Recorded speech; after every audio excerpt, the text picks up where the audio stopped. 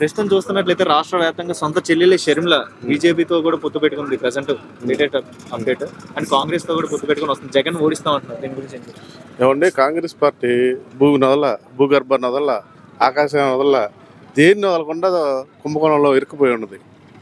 భూలో బొగ్గుని వదలలేదు, భూమి పైన ల్యాండ్ వదలలేదు, దేన్ని వదలలేదు.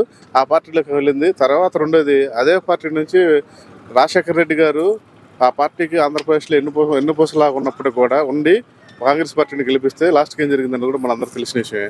అలాంటికి వాళ్ళు సపోర్ట్ చేసిందంటే ఆ విజ్ఞాతకే వదిలేయాలి ఆ విషయం. బీజేపీతో కూడా పొత్తు పెట్టుకుందని సమాచారం. దీని గురించి ఏం చెప్తారు?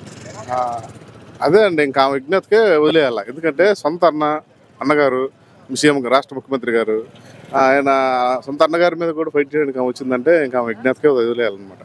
సార్ ఇప్పుడు ప్రస్తుతం చూస్తున్నట్లయితే నెక్స్ట్ రేపు కదా మీటింగ్ అయినా కూడా అర్ధరాత్రి ఇప్పుడు ఈ టైంలో మీరు ఎందుకు ఉంటున్నారు? ఈ టైంకి ఎందుకు వచ్చారు? అర్ధరాత్రి 11 ఈ టైం అవుతున్నా కూడా ఈ టైంలో ఎందుకు ఉంటున్నారు?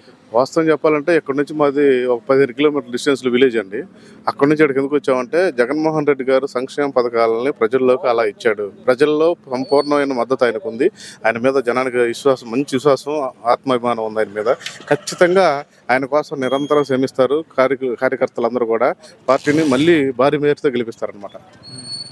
రాష్ట్ర వ్యాప్తంగా ఇప్పుడు వాలంటీర్లు అనేది రాష్ట్ర వ్యాప్తంగా పెట్టారు. ప్రజలకి వైఎస్ఆర్సీపీ జగన్మోహన్ రెడ్డికి ఫేవర్ గానే చేస్తున్నారంటున్నారు. దీని గురించి 100% నిజంగా ఇది శుభదాయకం.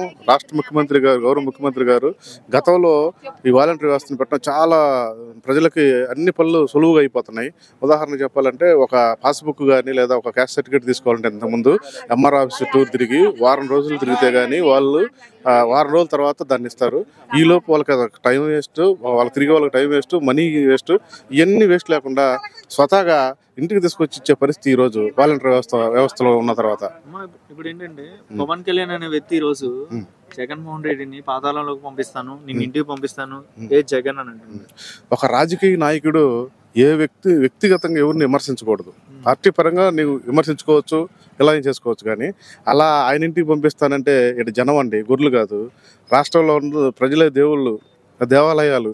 వీళ్ళు ఖచ్చితంగా ఆలోచించుకొని ఎవరు మంచి చేస్తారు, ఎవరు మంచి చేయరు అని ఆలోచించుకొని ఓటేస్తారనమాట. ఓటేసి నాయకుడిని ఎన్నుకుంటారు. అంతేగాని నేను పంపిస్తానంటే ఇలా సొసైటీ వినే పరిస్థితులు లేదనమాట. పబ్లిక్ ఎవరైతే ముఖ్యమంత్రి గారు ఎవరు మేలు చేసిన వాళ్ళు ఉన్నారో వాళ్ళు మేలు చేసిన వాళ్ళు ఖచ్చితంగా మర్చిపోరనమాట ముఖ్యమంత్రి గారు. ఈసారి 175 ఎన్ని సీట్లు వస్తాయి? ఖచ్చితంగా 175 వస్తాయి.